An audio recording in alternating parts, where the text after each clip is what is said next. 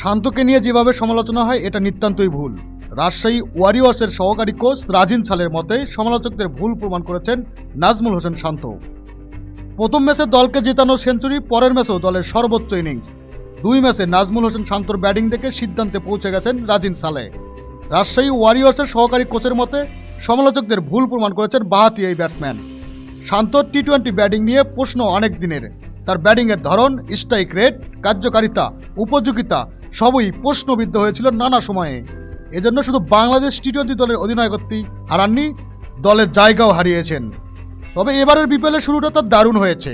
গত বিপিএলে 5 ম্যাচ খেলে 56 রান করা ব্যাটসম্যান এবার প্রথম ম্যাচেই করেছেন 60 বলে অপরাজিত 101 রান। টুর্নামেন্টের উদ্বোধনী ম্যাচে সিলেট টাইটান্সের 190 রানের চ্যালেঞ্জে টপকে রাজশাহী জিততে পারে মূলত শান্তর 100 রানে। পরের ম্যাচেও শুরুটা ভালো করেন শান্ত। অবশ্য ইনিংস বড় করতে পারেননি, এবার আউট হয়ে যান 28 বলে 37 রানে। তবে দলের ব্যর্থতার ম্যাচ, সর্বোচ্চ ইনিংস ছিল এটি। টুর্নামেন্টের প্রথম দিন শেষে রানের তালিকায় শীর্ষে শান্ত।